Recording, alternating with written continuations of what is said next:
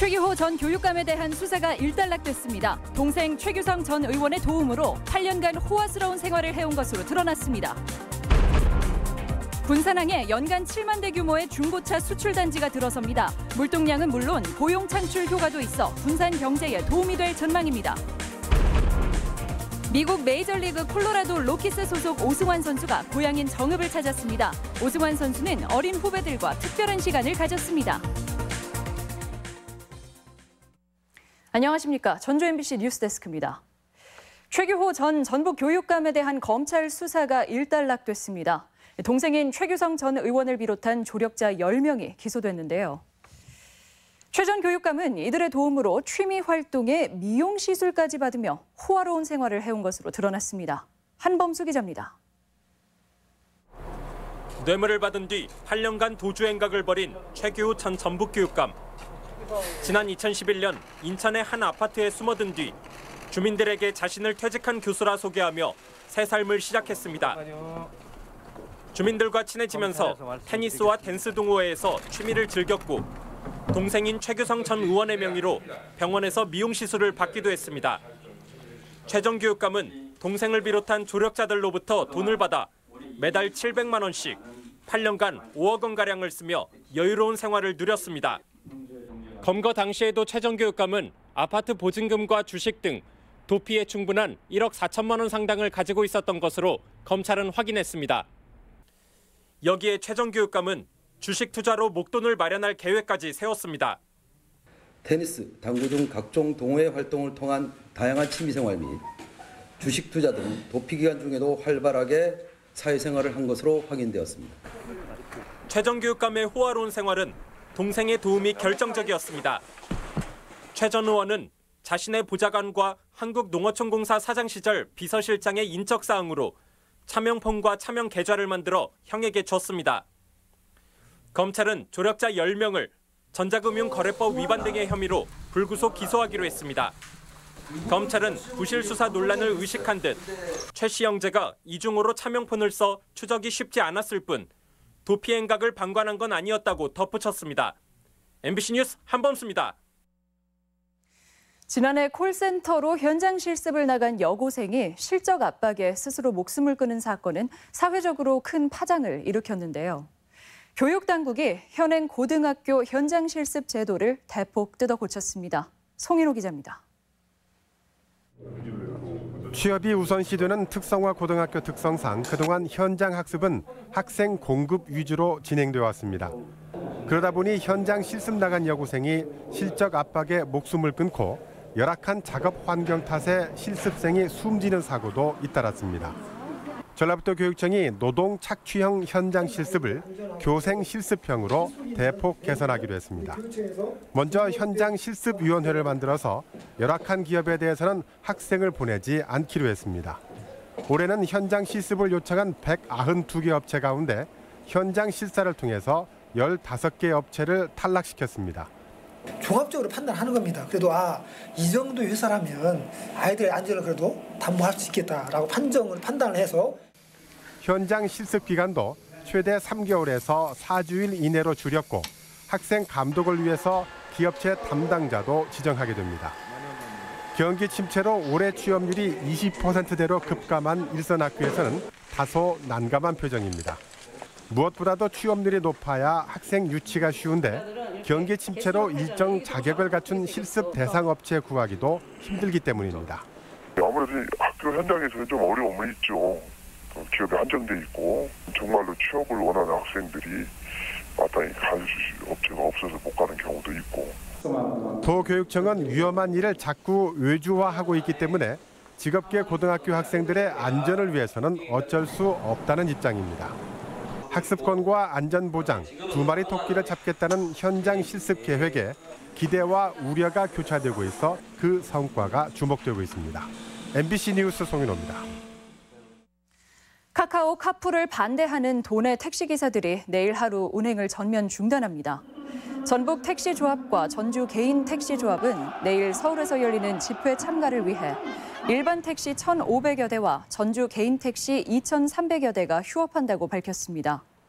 전주시는 택시 상당수는 정상 운행할 것으로 보이지만 가급적 버스 등의 교통수단을 이용해 줄 것을 당부했습니다.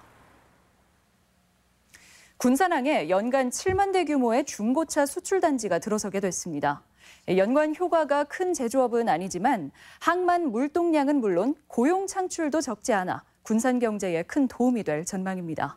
임홍진 기자입니다. 올 들어 군산항이 처리한 물동량은 1,500만 톤. 지난해와 비슷하지만 유연탄이 10%나 차지합니다. 반면 차량이나 철강 물동량은 지난해 대비 50-60%대로 산업단지 수출항의 입지가 약화된 상태입니다. 정부가 고용과 산업위기 대응 지역인 군산항을 중고차 수출단지로 조성하는 방침을 발표했습니다. 국비와 지방비 등 1,100억 원을 투입해 군산항 인접 부지에 연간 7만 대를 취급하는 20만 평 규모의 중고차 수출단지를 조성하는 안입니다.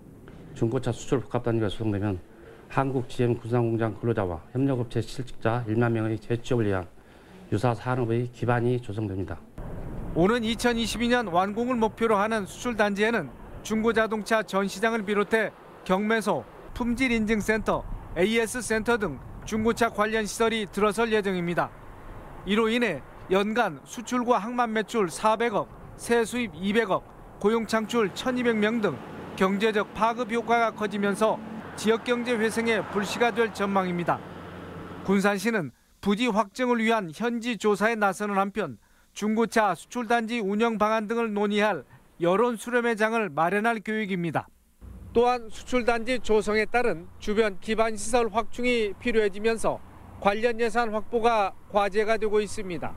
MBC 뉴스 임홍진입니다. 민선 도지사의 측근이나 정실 인사에 어느 정도 제동이 걸릴 전망입니다.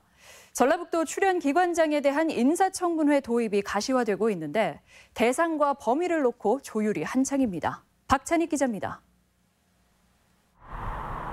전라북도가 예산을 지원하는 공기업과 출연기관은 전북개발공사와 전북연구원 등 모두 15곳입니다.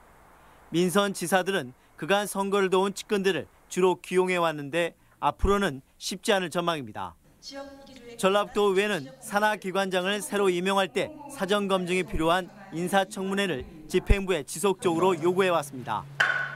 기획 능력이 조금 부족하거나 또 도덕적인 문제가 있는 기관장들이 운영하다 보니 기대에 맞는 성과를 내지 못했다. 사전에 기획 능력, 즉 전문성이 검증된 인사를 기관장 후보의 전문성과 도덕성을 미리 따져보자는 것인데 전라북도는 최근 큰 틀에서 동의했습니다. 하지만 도는 정무부지사 후보자는 물론 의회가 요구한 8개 산하기관을 모두 받아들이기 힘들다는 입장입니다. 일부 기관장은 이사회 등을 통해 임명되기 때문에 명목상 임명권이 도지사에게 없다는 것이 이유입니다. 대신 도지사가 직접 임명하는 전북개발공사와 전북신용보증재단, 지역의료원 등 4개 기관은 가능하다고 보고 있습니다. 이와 함께 청문회 기간은 하루, 회의는 공개를 원칙으로 했습니다. 전라북도는 의회와 21일 다시 만나 청문회 대상 기관을 최종 조율할 예정입니다. MBC 뉴스 박찬익입니다. 전북과 광주은행 등 5개 계열사를 이끌 JB금융지주 사령탑이 결정됐습니다. 전북을 기반으로 한 지방은행이 한 차원 도약하는 계기가 될지 주목됩니다. 유룡 기자의 보도입니다. JB금융지주 차기 회장으로 김기용 현 JB자산운용 대표가 결정됐습니다. JB금융지주는 임원 추천위원회를 열어 김기용 JB자산운용 대표와 신창무 캄보디아 푸놈펜 상업은행장 등 2명을 대상으로 프레젠테이션과 심층 면접을 진행한 결과 김 후보가 적격자로 판단됐다고 밝혔습니다. 20년 이상 이제 금융산업에 종사한 경험을 바탕으로 금융에 대한 전문적인 식견도 있을 뿐만 아니라 리더십과 소통 능력도 탁월하다고 이렇게 평가를 받고 있습니다. 김 대표는 한국조세연구원 전문위원과 보험개발원 연구조정실장을 지낸 뒤 금융감독원에서 보험 담당 부원장보를 역임한 인물입니다.